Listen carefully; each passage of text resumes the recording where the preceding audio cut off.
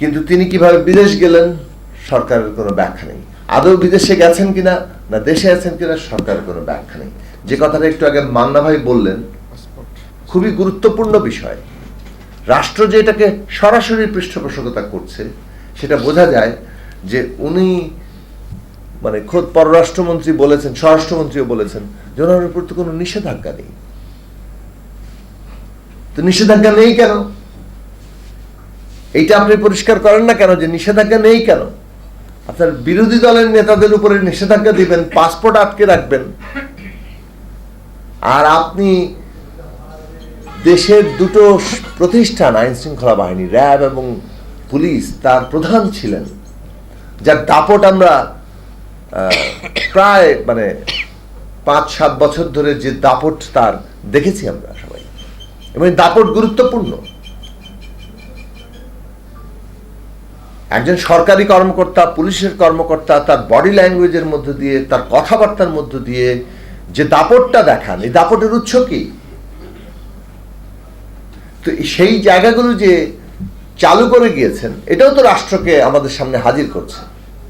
রাষ্ট্রের ক্ষমতায় যারা থাকবেন তারা এই ধরনের দাপট দেখাবেন, জনগণকে প্রজার মতো আচরণ করবেন, এবং সেই ধারাটা বেনজির আহমেদ প্রতিষ্ঠা করে গেছেন। তো তারা এখন কোথায় আছেন সেই বিষয়ে আমরা জানতে যে পারছি না। এটাই সরকারের পৃষ্ঠপোষকতা, এটাই সরকার যে বেনজিরকে রক্ষা করছে পরিষ্কারভাবে, এটা আমরা এখান থেকে বুঝতে হবে।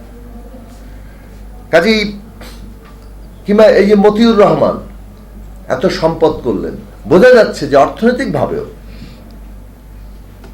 একটা সরকার যখন সামগ্রিকভাবে বিরোধী দল দমনে থাকে, আর্থিক প্রতিষ্ঠান কিভাবে বিরোধী দল দমনে ব্যবহৃত হয় সেটা মতিউর রহমানের কর্মকাণ্ডে বোঝা যায়। সমস্ত অপোজিশন সমর্থক বলে কোনোভাবে হয়তো পরিচয় লাভ করেছেন এরকম ব্যবসায়ীরা, তাদের অভিযোগ আছে মতিউরের বিরুদ্ধে যে নানাভাবে তাদেরকে হেনস্থা করে টাকা আদায় করা হয়েছে। তার মানে কেবলমাত্র পুলিশ কিংবা র্যাব ব্যবহৃত হচ্ছে অপোজিশনের বিরুদ্ধে তা না, আর্থিক প্রতিষ্ঠানগুলো যেগুলো আছে তারাও কিন্তু অপোজিশনকে দুর্বল করার জন্য তাদের সমর্থকদেরকে নানাভাবে হেনস্থা করেছেন। কাজে এই পুরো জিনিসটা জেনারেল আজিজ কিংবা বেনজির আহমেদ কিংবা মতিউর রহমান, এটা কতিপয় ব্যক্তির দুর্নীতি না।